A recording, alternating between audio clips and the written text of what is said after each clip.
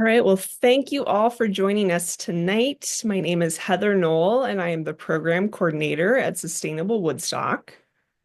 Founded in 2009, Sustainable Woodstock is a not-for-profit community and environmental action and education organization.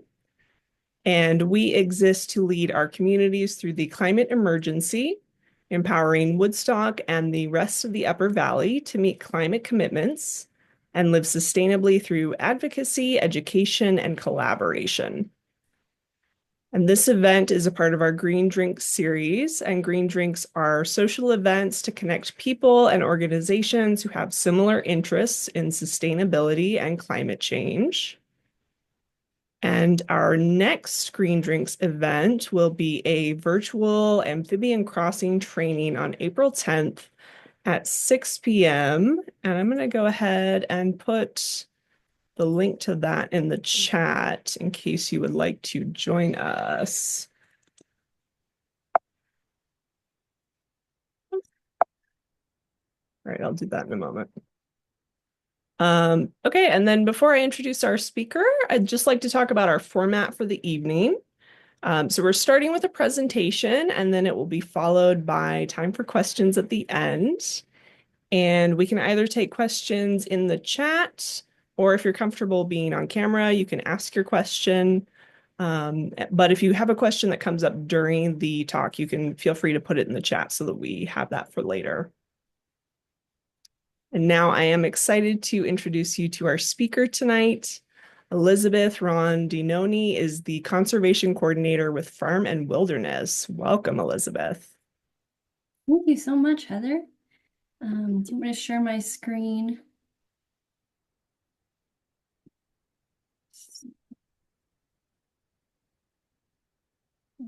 Can everyone see the presentation?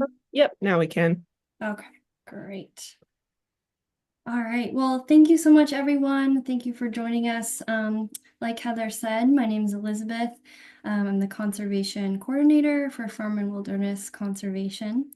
Thank you again, Sustainable Woodstock, for hosting us and providing this space for us to share our story and our work with all of you, and also the ways that you can get involved. Sure, I can get to the next slide. Okay. All right. So a brief introduction to Farm and Wilderness Conservation, and then we'll get into some details a little bit later. We are a registered nonprofit conservation organization. We manage and steward over 5,000 acres of land, primarily in Plymouth and Mount Holly, Vermont. Much of the land in our care is permanently conserved, and we focus on land and water stewardship, conservation, and recreation. And that can be kind of broken down into three different buckets: land, water, and people. We work with our partner organization, Farm and Wilderness Foundation, and their well-known summer camps. And Farm and Wilderness Foundation is rooted in a long history of careful land stewardship, conservation, and recreation. So I'll just do a brief introduction into Farm and Wilderness Foundation. So the roots of Farm and Wilderness Conservation reach back to the 1930s and the visionary founders of Farm and Wilderness Summer Camps, Ken and Susan Webb. The Webb started with a little more than 100 acres on the shores of Woodward Reservoir in Plymouth, and an initial summer camp enrollment of about 28 campers. That was in 1939. Today, Farm and Wilderness summer camps are accredited by the American Camp Association, and each summer we welcome over 100 summer staff and over 750 campers from all over the country, ages 5 to 17. We currently have 5 separate summer camp offerings for folks, each with a different focus, serving the needs and varied interests of children and teens of various ages.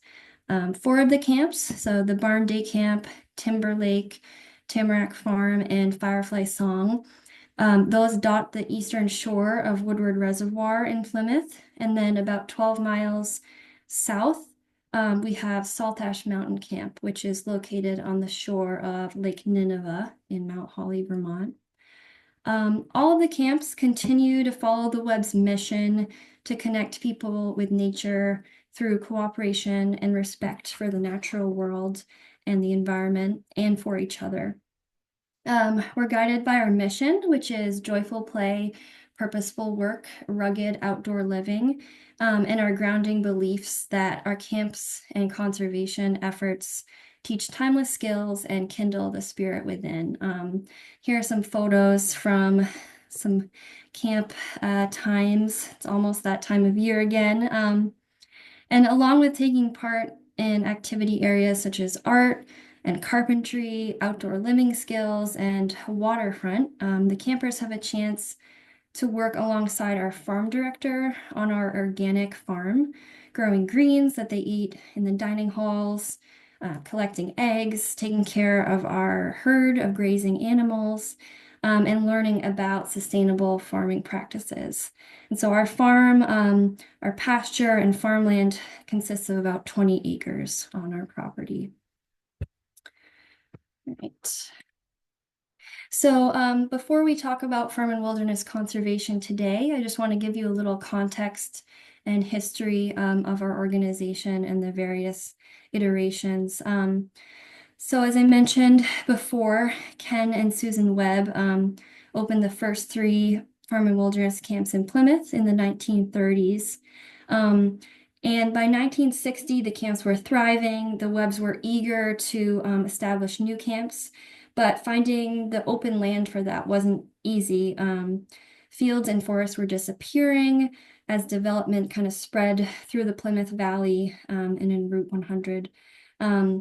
And when a 310-acre wooded tract on the eastern side of Lake Nineveh came up for sale in Mount Holly, the Webbs, as well as some farm and wilderness supporters, seized the opportunity and bought it.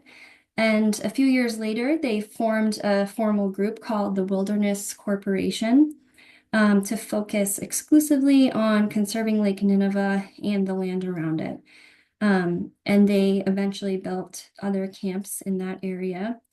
And over the next 30 years, the Wilderness Corporation acquired more and more land, eventually protecting almost 3,000 acres surrounding Lake Nineveh. In 1995, when the corporation directors decided that a nonprofit conservation organization could advance their purpose more effectively, they disbanded the Wilderness Corporation and formed the Nineveh Foundation in 1996 to carry on that work and that legacy. So there's a picture of Lake Nineveh if you're not familiar with it. And public grants and private donations helped the Nineveh Foundation maintain and expand the Wilderness Corporation's kind of focus and legacy, protecting wildlife habitat and promoting nature-friendly recreation. During their time, the Nineveh Foundation obtained 3 conservation easements to permanently conserve the majority of their land. And as a result of these efforts, they helped complete an environmentally critical wildlife corridor and bear corridor, which we'll talk about in a little bit. They also did a lot of water quality maintenance and monitoring, restoration for Lake Nineveh. They hired scuba divers and trained lake monitors to completely contain and remove Eurasian water milfoil from the lake, which is a really big achievement. And so now we're kind of more in present day. So in 2018, the Nineveh Foundation officially affiliated with Farm and Wilderness Foundation to share professional services and staffing and to ensure the long-term sustainability of its work. And in April 2022, it was announced that all of the conserved lands and work completed by the affiliation, would be known as Farm and Wilderness Conservation. And so here we are today, in 2025, still carrying on that work and that legacy.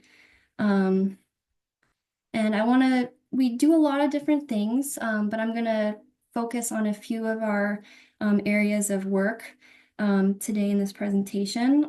We'll talk about our land, trails, and some projects we've been working on. We'll also dive into community engagement and ways that folks like you can get involved with either volunteer opportunities or seasonal paid positions. And then I'll also highlight some projects that we're excited about for the coming years. All right, so got some maps here. Hopefully you can see them okay on your screens. So today we continue the legacy of land conservation and stewardship, first established by the Webbs and then the Wilderness Corporation and eventually the Nineveh Foundation. Currently, we own and steward over 5,000 acres of land, most of which is on this map here on the right, either in Plymouth or Mount Holly, Vermont. And of those 5,000 acres, over 50% are permanently conserved in the Federal Forest Legacy Program. We also have some of that land enrolled in the Vermont Current Use or Use Value Appraisal Program. I'm going to briefly talk about those two programs, but I encourage you, if you're interested in more details about each of those, to look into that on your own. So the Forest Legacy Program, you can see the logo at the bottom of the slide. It's a federal grant program to protect forest lands from conversion to non-forest uses. And it protects ecologically significant forests from fragmentation and development while also allowing things like hunting and fishing and timber harvesting and public recreation. The program is voluntary. You need to enroll and have your application accepted. And if you get approved, the landowner sells the development rights, but the land remains in private ownership and is open, in our case, is open to public use in some locations. If the land changes ownership, it remains permanently conserved, so it can't change status. And to stay eligible for the program, you must have a forest management plan and comply with regular inspections associated with the conservation easement that goes along with this program. Briefly, I'll talk about conservation easements. So it's a legal agreement that a willing property owner makes to restrict the type and amount of development that may take place on their land. The conservation easement is either donated to, purchased by the organization holding the easement.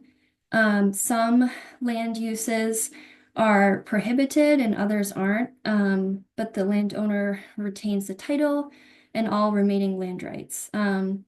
Currently, Vermont has about 79,000 acres that have been conserved through the Federal Forest Legacy Program. And there's about 56 or so conservation easements through the Forest Legacy. Farm and Wilderness Conservation has 6 of those. And we are in the process of applying for 2 more, which we're really excited about, and I'll talk about in a moment. The other program I mentioned is current use or use value appraisal. That is a little more manageable for private landowners. And that is a tax benefit to the landowner if they keep their land in current use, which is defined as productive farm and forest land. The land enrolled in current use must be managed productively, and they need to have a management plan that includes timber harvesting. This is a kind of newer program. It was implemented in 1978 by the Vermont legislature, and it enables farm and forest landowners who practice long-term management of their land to have their land appraised for its use value rather than the fair market value. So it's a tax benefit for those doing that important work. I want to orient you to this map here. It's a tiny bit outdated, But can you all see my cursor? Okay. So this is Route 100 here in Plymouth, if you're familiar. And this is Woodward Reservoir. And so we call this section Woodward area. It's about 600 acres there. That's where 4 of our summer camps are located. And 444 of the acres in that parcel are enrolled in the Forest Legacy program. And then the Nineveh area, so there's Lake Nineveh. That is 3,955 acres, and 75% of that is enrolled in the Forest Legacy program. And an exciting update is that this polygon, little donut hole, we actually own now and are in the process of conserving to create a connected forest block.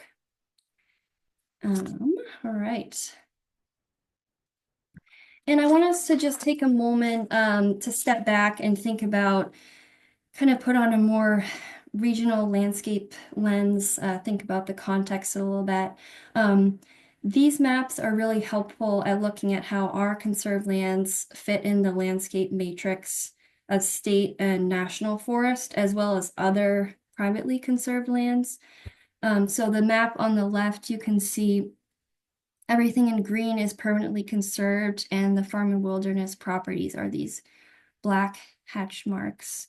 And then the other one is a similar map, and it's the emphasis is on Green Mountain Bear Corridor. So using the state and national forest as well as our land to create this habitat connectivity, important for movement and migration of plants and animals and birds. A lot of people in the conservation world talk about contiguous forest blocks or habitat connectivity, and that's all really important when we take a step back and look at our impact on the regional ecology. These are some of my favorite maps that we have. Just step back for a moment. All right. So I mentioned we have a lot of land, and so on that land we have a lot of different habitats, different forest types and tree types, different natural communities and wetlands, varying topography. And we keep all of that in mind when we manage and steward our land. We've had much of it surveyed by a professional botanist to monitor rare and endangered species and to map things like vernal pools and delineate different kinds of wetlands. And that's all been really valuable for us. In addition, we've over the years built 10 rustic 3-sided shelters. You can see here in the picture on the right, as well as we have about 20 miles of hiking trails, many of which are open to the public for use, snowshoeing, cross-country skiing, hiking, all those things. And the campers, farm and wilderness summer campers, have access to all this land. They go on trips to the shelters, they do hiking trips, our staff do training at these sites. So it's all shared, and it's all really important resources for our community.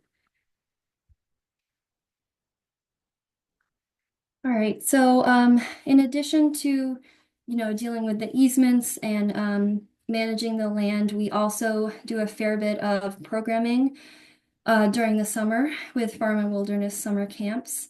Campers have access to the forest and land and resources stewarded by farm and wilderness conservation. But we also work directly with camps to provide environmental education, service work opportunities, and for campers to connect with each other and the land. And this includes things like hikes and canoe rides, fun, engaging activities, trail work, invasive species removal. And at our teen camp, we have something where there's a program specifically dedicated to ecology and conservation. Teens get grounded in a sense of place of the local area. They go on field trips and get to dig into kind of bigger picture themes and concepts. So some of these photos are from last year. This one on the left, the campers are doing sit spots where they observe their surroundings and do a drawing or take notes on what they notice. They helped install a kiosk at one of our trails. They were really into invasive species removal. We got some trail work. This was a really fun activity where campers got to inoculate maple logs with shiitake mushroom spores to then grow to eat as an edible food source. This photo, campers are meeting with one of the loon biologists from the Vermont Center for Eco Studies to learn about their programs and the importance of removing lead from fishing tackle. We also do a lot of programming with the littler kids at the barn day camp, so leaf rubbing. This is an activity where we took them to our milkweed patch and they looked for milkweed caterpillars, their little magnifying glasses. And then this one is a kiddie pool sized beaver dam. So they got to make their own beaver dam and learn about why beavers are a keystone species for wetlands and habitat creation. So lots of fun things going on in the summer.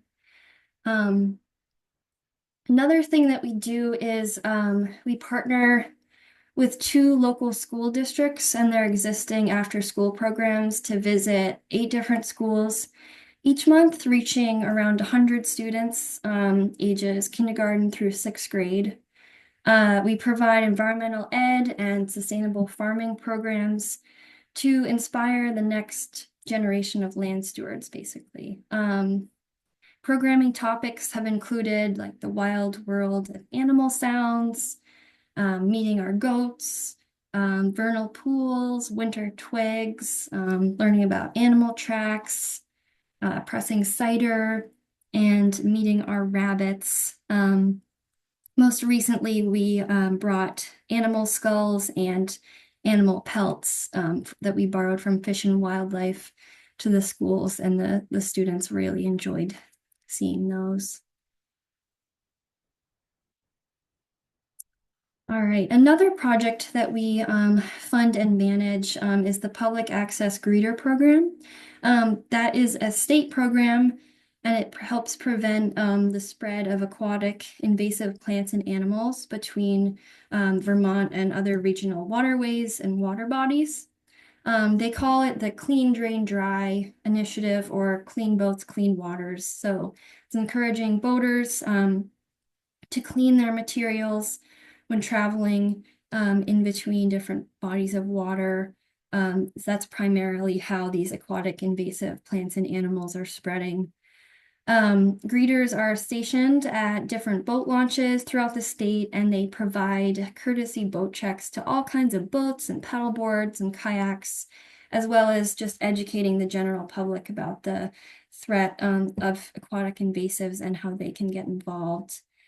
Farm and Wilderness Conservation funds and manages the programs at Woodward Reservoir and Lake Nineveh, and we receive grant funding from the state of Vermont to do those programs.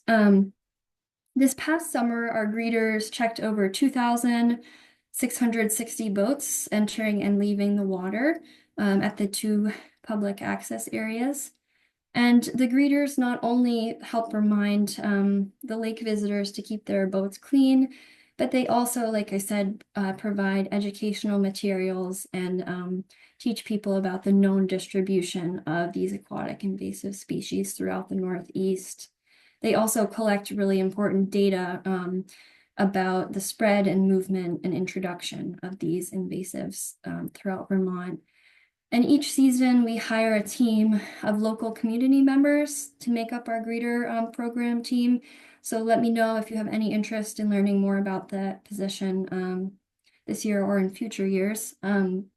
the photos, this is the Lake Nineveh boat launch. So if there's a greeter there, there usually will be a sign that says greeter on duty, and they'll chat with you before you enter. And then this is a picture from 2020 um, of our greeter team at Woodward Reservoir on the job. Um, Another way you can get involved is by attending our community events. We feel it's important as a conservation organization to provide free educational and recreational opportunities to the public. Each year, we host a wide variety of community building events that help people of all ages connect with each other and the natural world. In the past, we've hosted community hikes and snowshoes. Last year, we did a dragonfly survey with our friends from Black River Action Team. We do canoe rides and paddles.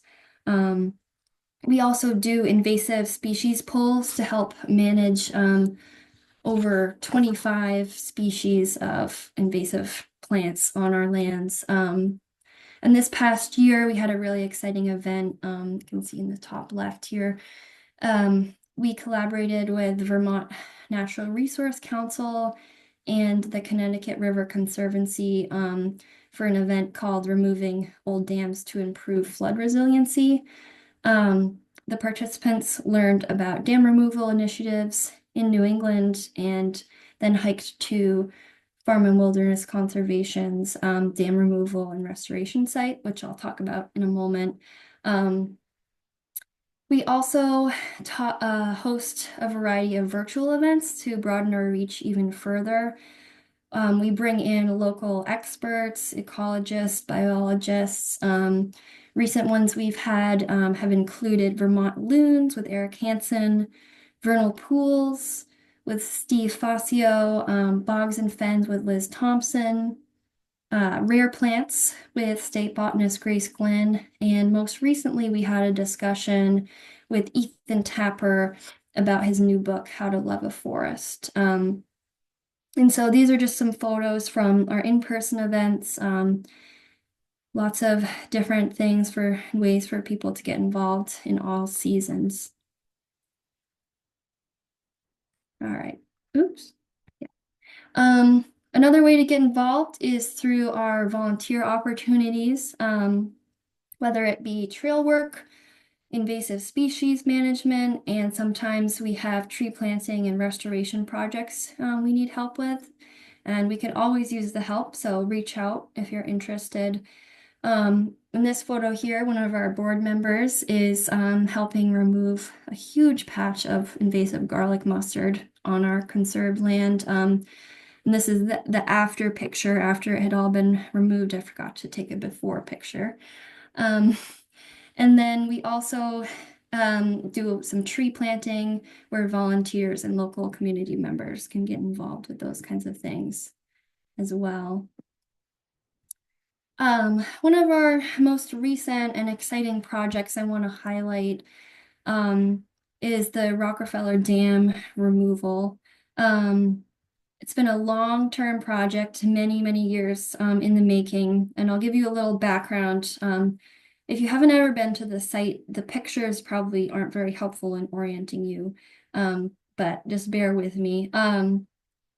So the Rockefeller Dam was the former site of Peggy's Pond, and you can see in this winter photo here, the pond is being drained, but you can get a sense of where it was. It was built by the previous landowner during the conservation pond era of the 1970s. Over the years, the dam's structural integrity posed major safety hazards as well as numerous ecological concerns. So in 2016, we began the long-term removal process that required a wide array of permits and surveys and site visits from a variety of different people. And at long last, in 2024, August 2024, it was finally removed by a team of local contractors. And you can see picture on the bottom left here. They're working hard. The crews, they breached the embankment and then carefully reconnected the stream that flows toward Woodward Reservoir. Metal pipes and supporting infrastructure that were in the earthen embankment were removed, and the earthen materials that were distributed throughout the site kind of remain in the area. So the dam, the locations, the location of the materials just migrated a little bit. Once it was all completed, so you can kind of see the middle picture here, the once the water was gone and all that, we planted native plant seed from Vermont Wetland Supply, and planted over 550 native trees and shrubs at the site. You can see some local community members helping out last November. Additional plantings are going to be taking place in this spring. So we're going to keep monitoring the site and planting things as needed to restore it back to its original wetland habitat to the best of our knowledge before the dam was constructed. There's substantial ecological benefits of removing this dam. Those include increased aquatic organism passage from the wetland complex to Woodward Reservoir, establishment of a 3.5-acre floodplain, sediment retention, improved water quality, minimize flood risk, and hopefully the return of native brook trout and beavers to this wetland complex. So we're so thrilled that this is nearing completion, and we really are looking forward to monitoring it in the years to come. And if any of you want to come up and check it out, you're welcome to at any time, or you can let me know and I can bring you up there to see what it's looking like. It's a few moments to talk about some of our upcoming projects that we're looking forward to in the coming years. So as I just mentioned, more restoration, planting, and maintenance at the former site of the Rockefeller Dam. We also have 2 new forest legacy applications. One is 99 acres and the other is 194 acres, both in the Nineveh area. We're also working with some community members who requested a trail that to go around Lake Nineveh. So we're working with a local trail design company on this new rustic trail that will be open to the public and just provide another opportunity for recreation and engagement. And then the last thing is we have a lot of invasive species, as I alluded to. And one experiment that we're working on is working with our grazing animals, so our goats and sheep and alpacas, to help manage these invasive species, including Japanese knotweed and some porcelain berry patches. And we've had some pretty good success with that so far. They don't seem to mind it too much. So we're excited to keep experimenting with that as some sustainable management practices. All right, so yeah, I think that's all I have. Thank you so much, everyone, for your time and engagement. And then thank you again, Heather and Ginevra from Sustainable Woodstock.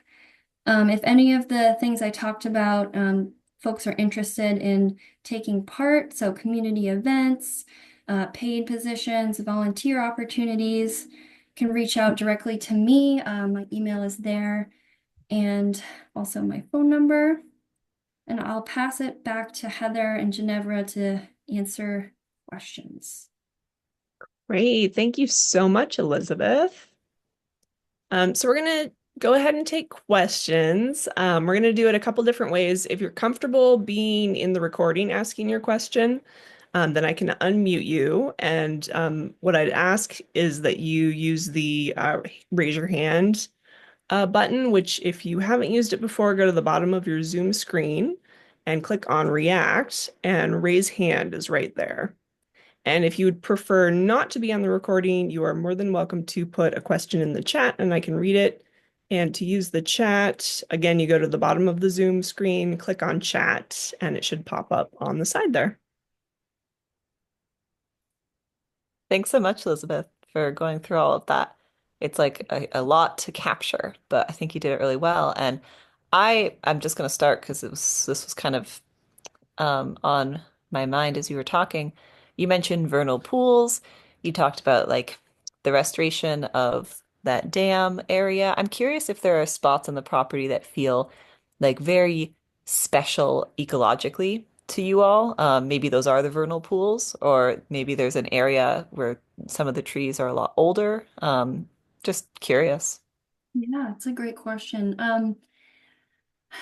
I think I would say spots where there's wetlands, especially we have a place on Woodward Reservoir.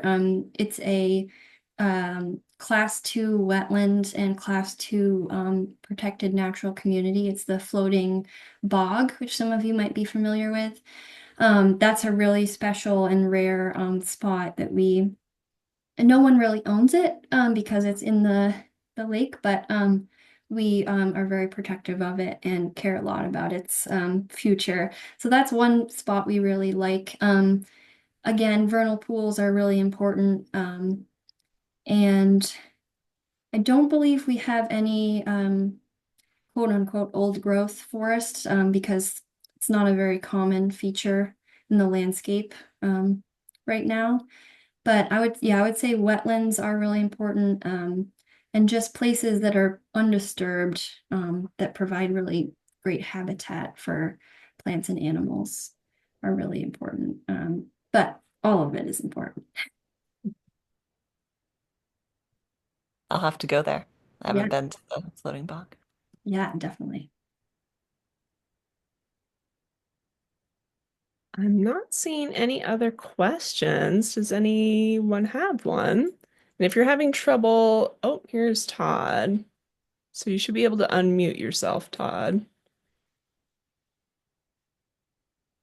Hello, folks. Todd Manise. I live in Plymouth, opposite corner, work in the Vermont Rivers program. I don't know if you saw in my chat, the floating bog is very cool. I learned very young as a kid, you can't step on it, won't hold you up. And a lot of fond memories. I never went to farm wilderness camps, but the, what is the fall, end of the season circuit? Oh, the fair. The fair. Thank you. Mhm. Went to that as with my sisters and parents as a kid, and that was very fun. The Rockefeller Dam Peggy's Pond project. Very. I'm. I've got two screens going here. I should move this over to my so that you see me. Anyway, so the dam removal project was very important. Vermont has now had 74 removed, 74 dams removed since 2004. So I'm giving a plug for Peggy's Pond Dam removal, Rockefeller Dam removal. And if anybody knows of any, there's innumerable in Vermont, and there's a lot of reasons to take them out. And if anybody's interested, you can find my state email address on the Rivers webpage. I'm in the um, floodplain protection river corridor section. I don't recognize any of these names. Maybe I didn't meet you in the Irene aftermath 15 years ago, 14 years ago. And if you have any questions, if you have a pond or you know anybody that does own a pond, I've got a very, I didn't prepare. 2017 is the date on this. Reasons to remove dams. And there's one image of a dam on stream and another off stream, and then the list of benefits. adverse impacts and benefits for removal. So I remember when I first went up with Farm and Wilderness folks to that dam site. It was full, and then it was drained, and that same year, maybe 2 or 3 months later, I was back. This is so cool. The sediment that comes down and drops out behind the dam because the water movement is slow also carries sediment, debris, and seeds, native seed stock. So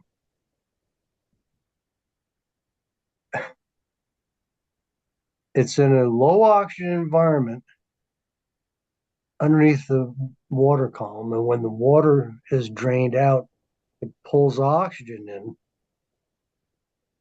The seeds sprout in like 2 weeks, and you see these little green things. And it's remarkable. It's like a month, and it's like, wow, it's getting really green. I can't see much brown. By the end of the summer, when I saw it, I've got a picture, but I'm not going to look for it to share with you. I sent it to Jay Coleman that it is stunningly gorgeous. And there's not anybody that doesn't go, wow, that is unbelievable. So thank you for the FNW for taking that out, and thank you for the opportunity to plug dam removals. And again, you can find my contact information on the Rivers webpage. Todd, if you want to put your contact into the chat in case anyone Oh, wants to reach out about their I'm pond. sorry. Duh. Don't be sorry. Good idea. I'll do that. Great. Thank you. Yeah, thanks, Todd. That was great. All right, so we have a question from Freda. I'm gonna ask you to unmute. Hi, I'll apologize first because um, I was late to the meeting. So I don't know if this was covered, but I was out there pulling invasives. Um, when I first registered for this, and I saw farm and wilderness, I thought it was going to be about how farmers can participate in saving some wilderness. So, but what I did catch was really, really inspiring. Um, but I wonder, I mean, if this is kind of totally out of your purview, then just dismiss the question. But I wondered, I'm I have uh, an old farm. It's not working anymore in upstate New York. And I actually do have a wetland thanks to beavers moving in. But along with a wetland also comes some invasives starting to push out all the wonderful, native plants that first sprang up. And I've worked for many years trying to get government programs to help because the wetland got large enough to be on on the maps even. And I think it's a wonderful area for wildlife and wildflowers and everything as you pointed out. But I wonder if you can advise as to what organizations might be out there, or other government programs I might not know about that aren't on the state level that would help farmers who want to enhance um, natural areas that aren't going to be farmed anymore, that we want to preserve them as natural areas, especially for, when it involves water. Yeah, those are great questions and great you're thinking about all those different interconnected things. Did you say you're in New York or in Vermont? Oh, Maybe you can't unmute any longer. yeah, there we go. Now you should be able to. Uh, I'm in New York. New York, okay. So I'm not 100% sure um, how things work in New York regarding this, but I would say talking with your county forester is a great start. They can come, at least in Vermont, they can come to your property and help give you suggestions about how to manage. Um, if you're asking specifically about invasive species, there's lots of great resources online about identification and some experiments and best practices as to how to at least um, prevent them from spreading. It's hard to completely eradicate invasive species, especially if they're well established. But there's ways to at least prevent them from spreading to future locations. So I would say contact your county forester and then also look into invasive species management for the specific ones that you're referring to. Does that answer your question?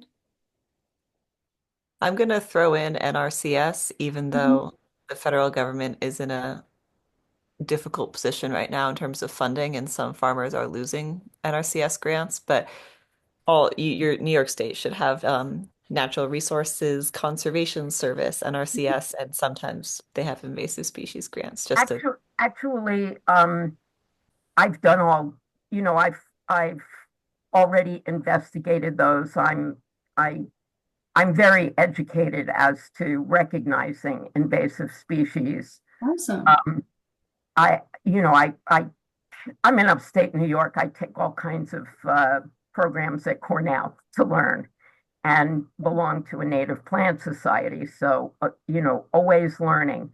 But unfortunately, NRCS and those kinds of programs are generally, even though the biologists were really, really interested and really excited, um, the grants only go to certain places and they usually go to working farms that cover much more acreage. Um, and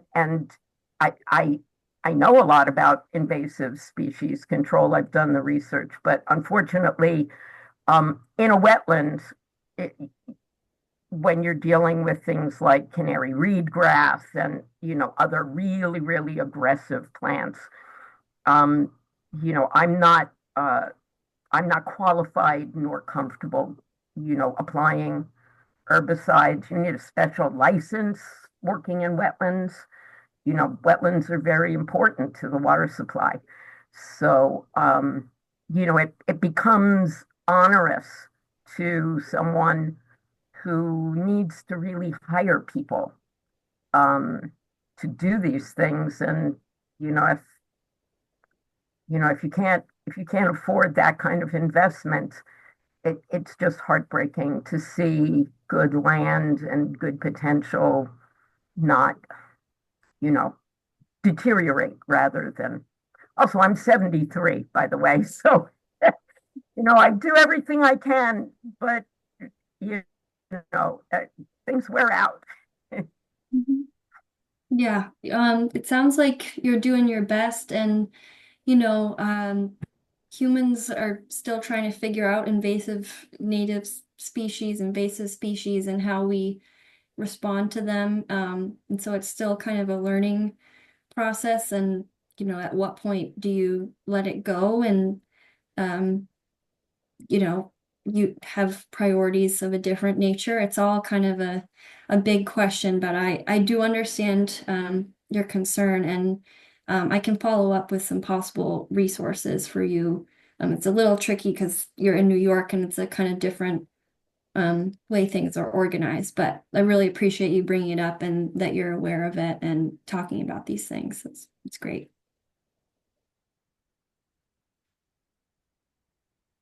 All right. Do we have any other questions for Elisabeth?